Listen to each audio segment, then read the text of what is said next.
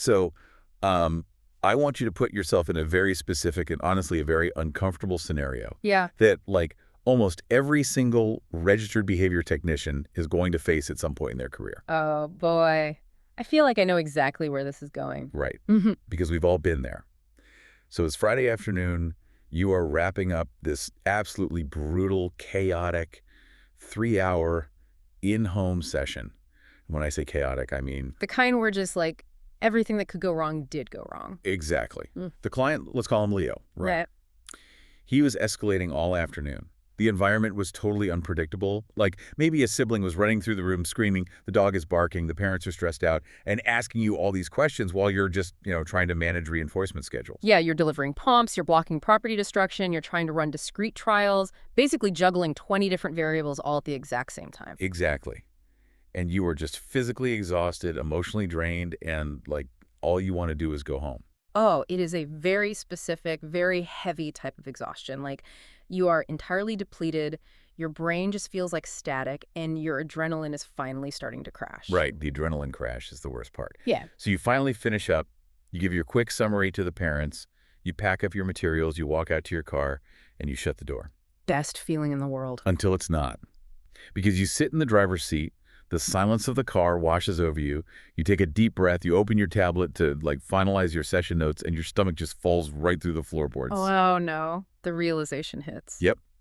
You realize that during the absolute peak chaos of the last 15 minutes of the session, when Leo was throwing items and you were dealing with a sibling, you completely forgot to track the data for his final block of manding trials, his requesting programs. The data sheet is just totally blank. And that sudden spike of panic is universally understood in this field. It really is. It's that realization that you have a gap in the objective record and, well, the session is already over. You can't go back. Right. You can't rewind time. Mm-hmm. And in that moment of panic, sitting alone in your car, a thought crosses your mind. It's a very human, very tempting, and honestly incredibly dangerous thought. You think to yourself, I was there, I was present, I know roughly what happened. Leah usually gets about 2 out of 3 of these right anyway. Yeah. Exactly. You think, if I leave it blank, my supervisor's going to be frustrated with me. But if I just estimate it, no one will know. 2 out of 3 is close enough. I'll just, jot that down and hit submit.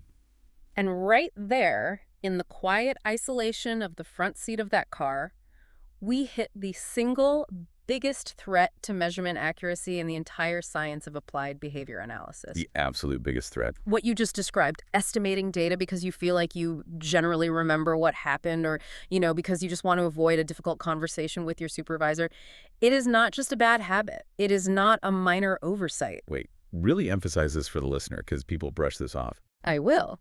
According to the foundational texts of our field, like the Cooper text and the strict ethical guidelines of the Behavior Analyst Certification Board, estimating that data is outright data fraud, period. Data fraud. Wow. So if the temptation to commit data fraud is born out of human error and, high-stress environments, we clearly have a massive vulnerability in how this science is applied in the real world. Absolutely. So welcome to our deep dive into the mechanics, the ethics, and the sheer operational reality of behavioral science. Specifically, welcome to Behavioral Intelligence Con Mara Sanchez, powered by Amethyst Therapy Services. Glad to be here for this one. And just as a reminder, this deep dive is a core part of our complete RBT task list series. Today, we are bypassing the surface-level textbook definitions. We're taking the massive stack of study materials, the foundational texts, the mock exams, and we are looking at the actual anatomy of how clinical decisions are made, and honestly, how they are ruined. Yeah, ruined is the right word. Our mission today is hyper-focused on task list item A.4 from the RBT test content outline, which simply reads, enter data and update graphs. It sounds so incredibly benign, doesn't it? Like enter data and update graphs. It just sounds like administrative paperwork. It sounds like something you'd do in a cubicle. Exactly. But the stakes are astronomically high. If you are preparing for the RBT exam, you already know that domain A, which is data collection and graphing, makes up 17% of the entire exam. That's a huge chunk. It's massive. Yeah. Out of 75 scored questions, you're going to face roughly 13 questions strictly on these measurement and graphing concepts. It is quite literally the difference between passing and failing your certification. Yeah, but beyond just the exam, which is obviously important, we have to look at the chain of command and the flow of information in ABA. Let's get into that. The real-world impact. Right. The entire science, every single intervention, every reinforcement schedule, every behavior reduction plan, it's all built on the premise of objective measurement. We don't do things based on gut feelings or, because a client seemed happier today. Right. Seemed is not a measurable behavior. Exactly. We do things because the data tells us the behavior is moving in the desired direction. If RBTs, who are essentially the sensory organs of the clinical team, do not master the precise, immediate entry of data, the supervising BCBAs are effectively blinded. I love that analogy. They are the architects, and the RBTs are the surveyors on the ground. If the surveyor hands the architect a map with the wrong dimensions because they, guess the measurements, the building collapses. That is exactly what happens clinically. If an RBT estimates data, they are feeding false coordinates to the BCBA. And then what does the BCBA do with that? Well, the BCBA looks at a graph that does not reflect reality. So they might decide to continue an intervention that is actually highly aversive and failing. Or they might, terminate an intervention that was just on the cusp of succeeding. All because the visual display was corrupted by a well-meaning RBT in a car who thought close enough was acceptable. And ultimately, the client's progress stalls. Or worse, they are actively harmed because clinical decisions are being made based on a work of fiction. Exactly. A work of fiction. So that transition from the raw data to the visual display is really the crux of 8.4. The task isn't just collect data, it's enter data and update graphs. So let's unpack this. Let's do it. We know our audience today. You're studying for this exam or you're already in the field, so you know the basic geometry here. You know that we use equal interval line graphs, right? You know that the x-axis is the horizontal line at the bottom. Technically called the abscissa, yes. Right, the abscissa. And it represents the passage of time successions, days, weeks. And, the y-axis is the vertical line, the ordinate, representing our dependent variable, the behavior itself. Which could be frequency, duration, percentage, whatever you're measuring. Exactly. But where I see candidates constantly getting tripped up in the amethyst materials isn't just identifying the lines themselves. It's understanding the nuances of how those data points actually interact with each other to tell a story. And that is where the science gets really fascinating, because a single data point on its own tells you almost nothing. Right, like an isolated incident. Exactly. If I tell you a client engaged in a behavior 15 times on Tuesday, that is an isolated fact. It has no context. It only gains meaning when it is connected to Monday's data and Wednesday's data. Right, and we connect those points with the data path. All right. But let's dig into what that data path actually represents, because I was reading through the Cooper text explanation of this, and it really shifted my perspective. Oh, how so? Well, the line we draw connecting Tuesday's data point to Thursday's data point isn't just a design choice. It is a mathematical hypothesis. Yes, it absolutely is. The data path represents an estimate of the actual course taken by the behavior during the time that elapsed between those two measurements. Because you aren't there all the time. Right. Because we do not observe our clients continuously, 24 hours a day, 7 days a week, we have to assume that the behavior followed a relatively steady trajectory between our observation periods. And this is where I want to push back a little, or at least play devil's advocate on behalf of the listener. Okay, let's hear it. If the foundational premise of applied behavior analysis is that we only rely on what is observable and measurable, how can we ethically draw a solid line between a session on Monday and a session on Thursday? We didn't observe Tuesday or Wednesday. By drawing that data path, are we basically guessing what happened on those off days? How is that objective science? That is a brilliant question, and it hits at the core of continuous versus discontinuous measurement paradigms in our field. You are correct that we did not observe Tuesday or Wednesday. So it is a guess. Well, the data path is an assumption, but it is an informed, standardized assumption based on the principles of behavioral momentum and steady-state responding. We use the data path to establish a trend. However, and this is a critical rule for updating graphs, if there is a significant break in time or a major change in the client's environment during that gap, you do not connect the data points. Oh, wow. That's a huge distinction. So if the client goes on vacation for 2 weeks or is hospitalized, we break the data path. Precisely. If a client is out sick for a week, you plot Monday's data before they left, and you plot the data on the following Monday when they return. But you leave a gap in the line. You do not connect them. Because connecting them would imply we know what happened while they were sick. Exactly. Drawing a line across a massive environmental shift implies a continuity of the independent variable that simply didn't exist. This is a very common scenario on the exam and in real clinical practice. Knowing when to break the data path is just as important as knowing how to draw it. That makes perfect sense. It's about preserving the integrity of the visual story. And speaking of the visual story, we have to talk about phase change lines, because this is where the graph actually proves whether our interventions are working or not. Yes, phase change lines are essential. As an RBT, you are updating these graphs, and you have to understand what these dividing lines mean. A phase change line is that solid or dashed vertical line that acts like a wall separating two different conditions, like moving from baseline to a treatment phase. Right, and the labels above those phases are critical. Baseline tells us what the behavior looked like in its natural state before we introduced any independent variable. The next phase might be labeled token economy or DRA, differential reinforcement of alternative behavior. But let's talk about the edge cases. The messy, real-world scenarios that don't look like the perfect textbook examples. Because as an RBT, you are rarely just dealing with one simple baseline and one simple treatment. Oh, almost never. Real life is complicated. Right. So what happens when multiple things change at once? Let's say we are 3 weeks into a behavioral intervention for aggression. The data is highly variable. Then the client psychiatrist prescribes a new medication, say an ADHD medication or an anti-anxiety med. The behavioral intervention isn't changing, but the client's internal environment just had a massive shift. How does the RBT update the graph in that scenario? This happens constantly, and it is a vital part of the RBT's responsibility in maintaining accurate records. When a systemic non-behavioral variable changes, like a new medication, a change in residence, or even a new school placement, we draw what is often called a condition change line. How does that look different from a phase change line? It is still a vertical line, but often dashed to differentiate it from a major behavioral phase change, and we label it immediately. For instance, you'd write, started 10 milligram fluoxetine. Because if you don't draw that line, and suddenly the aggressive behavior drops to 0 the next day, the BCBA is going to look at the graph and say, wow, my token economy is a miracle. Exactly.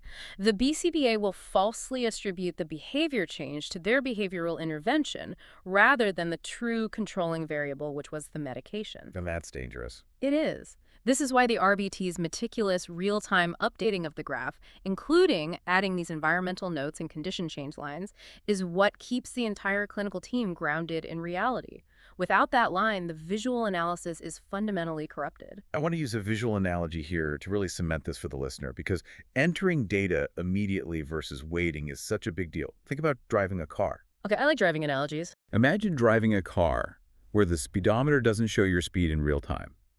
Instead, it only updates at the end of the day based on how fast the car, felt it was going. You'd crash. You would absolutely get pulled over or crash. Exactly. Yeah. You'd have no idea how fast you were actually going in a school zone versus the highway. Yeah. Graphing your data immediately is like having a real-time working dashboard. You can make adjustments right then and there. That's a great way to put it. And, another analogy I like to use is video games. Oh, let's hear it. Graphing your data is like hitting a save point in a video game. If you don't log it, the progress is lost. You can't just power off the console and hope it remembers where you were. And if you don't save it, the boss, in this case the BCBA, can't see your stats to strategize for the next level. I love that, the save point. And that applies across all settings too, whether you're in a clinic setting, running discrete trial teaching where you record that the client got, say, 6 out of 10 trials correct, so 60%, and you plot that exact data point right then. Or if you're in a home or community setting, right? You're tracking the duration of a tantrum in the middle of a grocery store. You don't wait until you get to your car to log it. You log the exact elapsed time from onset to offset immediately into your digital data collection software. Exactly. Which automatically updates the trend line for the supervisor to see. Okay, so let's talk about that supervisor. We've established that the RBT's job is strictly to enter the data and update the graph, ensuring the mechanics of the data path, the axis, and the phase change lines are perfectly accurate. But it is the supervising BCBA who actually interprets that visual display. Right. That scope of practice distinction is very important for the exam. I want to spend some serious time unpacking how a BCBA's brain processes this visual information. Because if an RBT understands how the data is used, I feel like they will be vastly less likely to make errors in collecting it. That is a very astute way to approach it. When a BCBA looks at a graph, they are not just looking for a simple good or bad result. They are conducting a highly systematic visual analysis, evaluating 3 specific dimensions of the data path, within and across those phases. And those three are They are looking at level, trend, and variability. level, trend, and variability. I want to break these down deeply, not just define them. Let's start with level. My understanding of level is that it's essentially the average altitude of the data points on the y-axis within a specific phase. Altitude is a good word for it, yeah. Right, so if we are tracking hand raising in class, and the client raises their hand 10, 12, and 11 times across 3 days, the level is relatively high, around 11. If they raise it 1, 2, and 1 time, the level is low. It's the absolute value of the behavior on the vertical axis. That is a perfect explanation. Level tells the BCBA the overall magnitude of the behavior.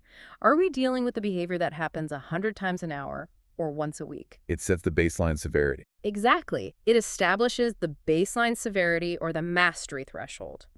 If the goal for a math worksheet is 90% accuracy and the current level of the data is hovering around 40%, the BCBA immediately knows the discrepancy between current performance and the ultimate goal. Okay, so that's altitude. Now, trend. Trend is the trajectory. It's the direction the data path is heading over time. Is the airplane taking off, landing, or flying straight? I'm loving these aviation analogies. If the data points are moving higher and higher up the y-axis across time, we have an ascending trend. If they are moving lower, it's a descending trend. If they're just bouncing around the same altitude, it's a zero trend. Exactly. And the trend is how the BCBA predicts the future. Predicts the future. How so? Well, if we implement a new intervention to teach a client how to tie their shoes, and after 5 days we see a clear, steep ascending trend in their independent steps completed, the BCBA can visually predict that if we keep the intervention going, the client will reach 100% independence in another week. Trend is the indicator of momentum. Which brings us to the most complicated and, frankly, the most frustrating dimension for a lot of clinicians, variability. Oh, variability, yes. Variability is how much the data points bounce around from session to session. It's the turbulence. If one day the client scores 20%, the next day 90%, the next day 10%, the next day 85%, the data path looks like a jagged mountain range. That is high variability. Low variability means the points are tight, consistent, and smooth. And here is the critical interplay between those three variables that every RBT needs to understand. High variability destroys your ability to read the trend and the level. Oh, unpack that. How does variability destroy the trend? Think about the jagged mountain range you just described. 20, 90, 10, 85. If a BCBA looks at that graph, can they confidently say the behavior is increasing or decreasing? No. You wouldn't know it all. No. The data is so unstable that any trend line you try to draw through it is basically a guess. High variability tells BCBA one very important, very alarming thing. We do not have control over the behavior. Meaning, there is some mystery variable in the environment that we aren't tracking that is causing the client to have an amazing day on Tuesday and a terrible day on Wednesday. Precisely. It could be how much they slept. It could be a different RBT running the session differently. It could be allergies. But high variability means the behavioral intervention is not the primary thing controlling the behavior. And this is why the RBT's accurate data entry is paramount. Okay, let's build a hypothetical case study right now to illustrate exactly what happens when an RBT corrupts this visual analysis. Let's do it. Let's go back to Leo, our client from the opening scenario. Let's say Leo engages in severe self-injurious behavior, headbanging against the floor. The BCBA has implemented a new differential reinforcement procedure to reduce this behavior.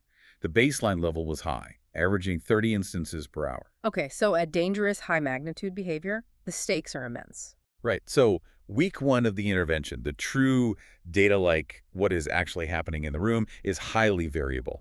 Monday is 25 instances, Tuesday is 5 instances, Wednesday is 35 instances. The intervention is not working and the behavior is not under control. The jagged mountain range again. Exactly.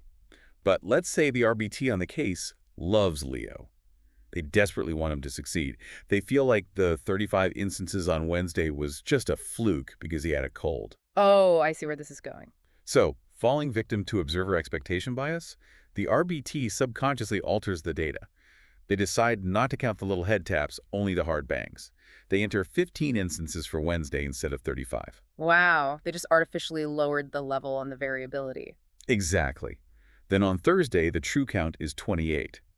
But the RBT thinks, well, the intervention should be working by now. So they estimate, they shave a few off, and they enter 12. Yikes. Friday, the true count is 30. The RBT enters 10. Now let's look at what the BCBA sees when they pull up that updated graph on Friday night. This is a catastrophe unfolding in slow motion. The BCBA opens the graph. Because the RBT altered the data, the BCBA does not see the high variability. They do not see the true high level of 30 instances per hour. What the BCBA sees on their screen is a data path moving from 25 to 15 to 12 to 10. They see a beautiful, smooth, descending trend. Yes. The visual analysis tells the BCBA this intervention is highly effective. The behavior is steadily decreasing, variability is low, meaning we have strong stimulus control, trend is descending, level is dropping. The BCBA will look at that graph and write an update to the insurance company and the parents saying, we have successfully treated the self-injury, we are going to maintain the current procedure. But the reality is, Leo is still hitting his head 30 times an hour. The intervention is completely ineffective. And because the BCBA relies on the graph, they won't change the procedure. They will force Leo to continue enduring an ineffective treatment. This could lead to a massive extinction burst, severe tissue damage, or hospitalization. And it all stems from one RBT thinking, I'll just shave a few numbers off because he's having a bad day. That case study perfectly isolates why data fraud, even when born out of compassion or expectation bias, is the most destructive force in our field. When you alter data, you are lying to the only tool the BCBA has to help the client. You are blinding the doctor in the middle of surgery. It's chilling when you trace the mechanics of it like that. Yeah. It moves 8.4 from just a paperwork task to a profound ethical responsibility. And Cooper's text highlights this exact phenomenon. They talk about human error being the single biggest threat to accuracy compared to automated machine measurement. In a lab, a rat pressing a lever is recorded by a computer. It is flawless. In a clinic or a living room, behavior is recorded by an exhausted human being. And Cooper explicitly lists the causes of this human error. It isn't usually malice. It is inadequate observer training, overly complex measurement systems that require the RBT to track too many things at once, and exactly as you illustrated with Leo, observer expectation bias. The expectation of what the data should look like overrides what the eyes actually see. Exactly. Let's talk about the clinic environment for a second, because I want to validate the RBTs listening to this. Yes, let's validate them. It's a tough job. The systemic structures of many ABA clinics actively, if unintentionally, encourage this kind of error. You have back-to-back sessions, zero transition time, iPads that lose Wi-Fi connection, data collection apps that crash, and a culture that demands 15-minute intervals perfectly tracked.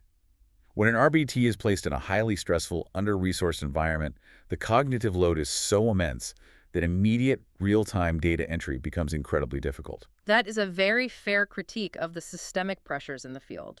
When an RBT is managing a client who is actively eloping, trying to run out of the building, they cannot physically be tapping a frequency counter on an iPad. The safety of the client must always supersede data collection in the immediate moment. So what is the protocol there? Because the rule is never estimate, but if you couldn't track it because you were blocking an elopement, you have a gap. How does an RBT ethically update the graph in that scenario? Transparency is the only ethical defense. If you could not collect the data due to a safety crisis, you leave the data blank for that interval or that program. You do not guess what happened. Then, in your session notes, you explicitly state, data for the 2:00 p.m. to 2:15 p.m. interval was not collected due to managing an active elopement crisis. You document the absence of data. Exactly. A BCBA can work with missing data. They can look at the graph, see a missing data point, read the session note, and understand the context. What a BCBA cannot work with is fabricated data masquerading as truth. Missing data is a hurdle. Fabricated data is a landmine. I think this is the perfect moment to shift our focus to how the BACB actually evaluates your understanding of these vulnerabilities. Because if human error is this prevalent, the certification board must be actively trying to weed out candidates who don't understand the gravity of it. Oh, they definitely are. So I want to dive into some RBT-style exam scenarios. I'm pulling these concepts directly from the Amethyst Mock Exams and Study Guide. Listeners, I want you to really think about the psychology behind the distractors here. The distractors are where people get caught. Let's look at question 1. A scenario regarding the retroactive approval trap. Here is the premise. An RBT is working in a home setting. The data collection software goes down for an hour. The RBT doesn't have paper data sheets. At the end of the session, the RBT calls their supervising BCBA and says, the app crashed. I couldn't track the exact duration of the tantrums, but I've been with him all day. I'm pretty sure they lasted about 10 minutes each. Can I just enter that? And the BCBA says, yeah, that's fine. Just throw it in the system so we have something for billing. Oof. This is a terrifyingly common scenario. Right, and the mock exam will ask, what is the most appropriate action for the RBT to take? The distractors will offer options like A, enter the data as instructed, since the supervisor approved it. B, enter the data, but add an asterisk noting it was estimated. C, refuse to enter the data as it violates data integrity despite the supervisor's approval. Let me guess everyone picks A. Yes. Why do so many candidates choose option A? Because the entire structure of the RBT credential is built on supervision. RBTs are drilled from day one that they must operate under the direction of a BCBA. So when a test question presents a scenario where a supervisor explicitly gives permission, the candidate's instinct is to follow the chain of command. It feels insubordinate to choose C. Exactly. But this is a critical ethical boundary. A supervisor cannot magically absolve you of data fraud. The RBT ethics code is very clear about the commitment to honesty and accurate representation of data. If a supervisor asks you to fabricate, estimate, or alter data, they are committing an ethical violation, and if you comply, you are committing one too. The correct action is always to refuse to enter estimated data, even if the BCBA demands it. Objective measurement supersedes hierarchical obedience. That is such a powerful takeaway. The data is loyal to the science, not the supervisor. Okay, question 2. Let's look at another trap I see in the materials. This one deals with operational definitions and measuring the wrong topography. Okay, let's hear it. The scenario is, a client has a target behavior defined as aggression. Any instance of making forceful physical contact with another person using a closed fist. During the session, the client gets frustrated, screams loudly, and violently throws a heavy textbook against the wall, but does not hit anyone. The RBT is shaken up, feels the intensity of the behavior, and graphs one instance of aggression. This is a classic example of emotional data collection rather than objective data collection. The distractors on the exam will ask why this is incorrect, and candidates are confused because the behavior was clearly severe. They think, well, throwing a heavy book is aggressive, so it belongs on the graph. Why does this completely corrupt the BCBA's visual analysis? Because the graph for aggression is tethered exclusively to the operational definition written in the behavior plan. The definition specified forceful physical contact with another person using a closed fist. Throwing a book is property destruction. Screaming is vocal stereotypy or disruption. Neither of those meet the criteria for the targeted aggression. So even though the RBT witnessed a severe behavior, they graphed a false positive for a completely different behavior. Exactly. When the BCBA looks at the graph, they will see a spike in aggression. They will think the intervention for hitting is failing. They might increase the intrusiveness of the hitting intervention, all while remaining completely blind to the fact that a new behavior throwing heavy objects has emerged because the RBT didn't document it properly. The RBT measured the intensity of their own emotional reaction, not the topography of the client's behavior. That is brilliant. Okay, let's do question 3, a quick foundational one. What is the horizontal axis of a graph called, and what does it represent? The horizontal axis is the x-axis, formerly known as the abscissa, and it represents the passage of time, so dates or sessions. Spot on. Question 4. What 3 features does a BCBA look for in visual analysis? The distractors here usually include things like magnitude, frequency, and rate to confuse people. Right, but visual analysis features are specifically level, trend, and variability. Perfect. And question 5. What is the primary risk of unreliable data collection? Distractors might be the RBT might get fired, or the session notes will be messy. But the true primary risk, and the one the BACB cares about most, is that unreliable data leads to incorrect clinical decisions, which directly harms the client. Exactly. Incorrect clinical decisions. It all comes back to confronting reality exactly as it is defined, which leads us into a critical formal discussion. It is time for our ethics minute. Yes, let's get into it. Section E of the task list and Domain F heavily cover documentation, ethics, and professional boundaries. We have woven the ethics of data fraud throughout this entire deep dive, but we need to state the legal and professional realities explicitly. You do. Your session notes, your raw data sheets, and the graphs you update are not just internal company memos. They are clinical legal records. And as legal records, they carry the weight of the law. Absolutely. These records are routinely audited by insurance companies to justify the continuation of funded therapy hours. They are reviewed by school districts to determine special education placements. And in contentious situations like custody battles or due process hearings, these graphs and data sheets can be, and frequently are, subpoenaed by courts of law. So let's play that out for a second. An RBT thinks they're just fudging a few numbers on an iPad in a living room to make a Friday afternoon easier, right?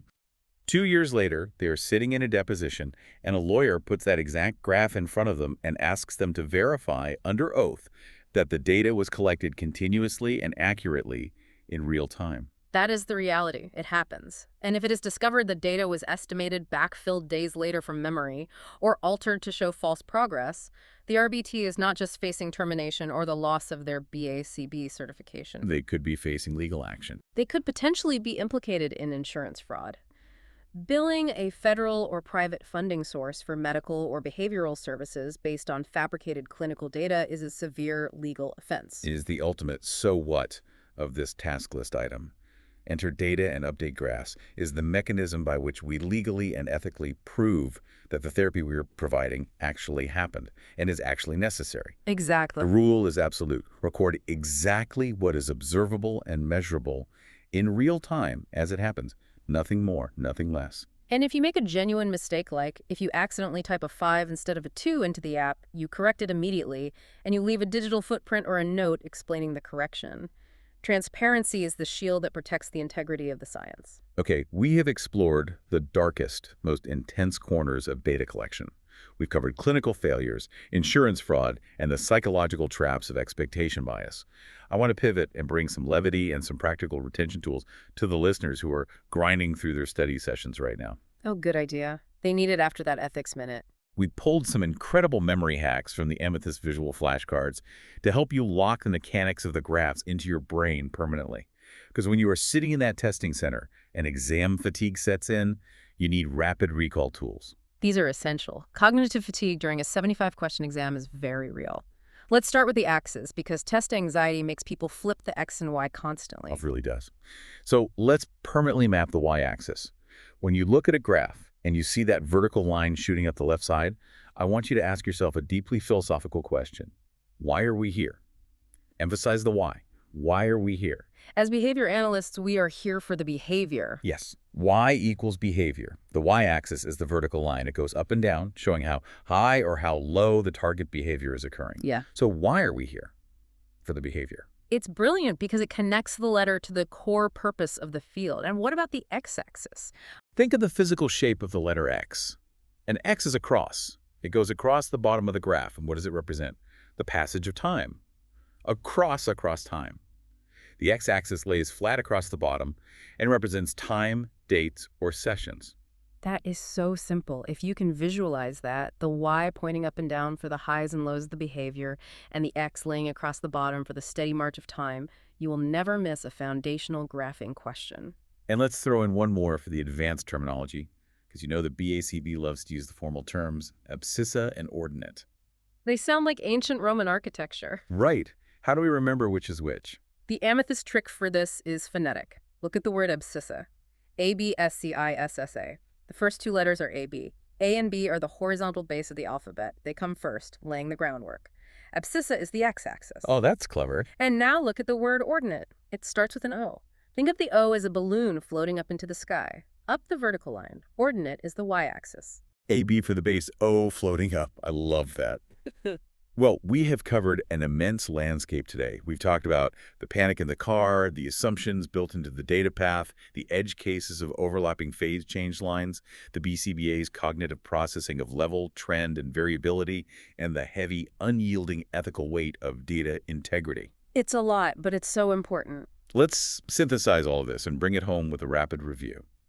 I'm going to distill this deep dive into the 5 vital takeaways that every listener needs to burn into their clinical practice. Let's hear them. Number 1, the immediacy of data entry is your only defense against human error. Enter your data in real time exactly as the behavior occurs, never at the end of the day and never from memory. Perfect. Number 2, master the anatomy of the visual display. The X-axis, or abscissa, lays across the bottom and represents time. The Y-axis, or ordinate, reaches up vertically and represents the target behavior. The data path connecting those points is an estimate of behavior between observations. Yep, the cross across time and the Y for behavior. Number 3, variability is the enemy of trend. If your data is bouncing wildly from session to session, it means the intervention does not have control over the behavior. The BCBA cannot predict the future or make clinical decisions if the data is a jagged mountain range. They're flying blind. Exactly. Number 4, understand the strict boundaries of your scope of practice. The RBT is the objective sensory organ. You enter the raw data and update the mechanical graph. The BCBA is the analytical brain. They interpret the visual display and make the independent clinical decisions. You are the builder, they are the architect. A crucial distinction. And number 5, perhaps the most important rule in all of ABA. Never estimate, alter, or round your data. Falsifying data, even out of compassion or expectation bias, is data fraud. It forces supervisors to make dangerous clinical decisions. It harms the client by masking their true needs, and it is a severe violation of the BACB ethics code. Those 5 points do not just summarize Domain 8.4. Honestly, they summarize the professional responsibility of holding the RBT credential. Absolutely. Yeah. So as we wrap up, I want to leave you with a final provocative thought to mull over something that pushes beyond the textbook and looks at where our entire field is headed. We have spent this entire hour discussing the fragility of human observation. We've talked about how exhaustion, bias, and stress corrupt the data. So what happens when we remove the human entirely? Oh, that is the frontier we are rapidly approaching. Exactly. With the explosion of artificial intelligence, wearable biometric technology, and computer vision algorithms, we are entering an era where data collection could become entirely automated. Imagine a clinic where cameras automatically track the exact duration of tantrum, the exact frequency of a hand flap, or the precise latency of a response, plotting it onto a graph flawlessly in real time with zero human error and zero expectation bias. The visual analysis would be perfect. The level, trend, and variability would be an exact mathematical mirror of reality. But it raises a massive existential question for the listener to consider. If a machine takes over task list item 8.4, if AI enters the data and updates the graphs, what does the role of the registered behavior technician become? That's a great question. If you are no longer the data collector, you are freed up to be purely the clinical implementer. How much more powerful, how much more empathetic, and how much more effective could your therapy be if you never had to look down at a tablet again? The future of ABA might just be leaving the graphing to the machines so the humans can finally focus entirely on the humans. That is a fascinating paradigm shift to prepare for. It reminds us that while the data is the foundation, the human connection is the intervention. Beautifully said. If you are preparing for your exam and you want to lock in these concepts, see these graphs visually, and practice these scenarios until they are second nature, head over to amethysttherapyservices.com. Check out the RBT Premium Study Textbook, the visual memory flashcards we use today, and the full-length mock exams. Keep studying, keep confronting reality exactly as it is, and we will see you on the next deep dive.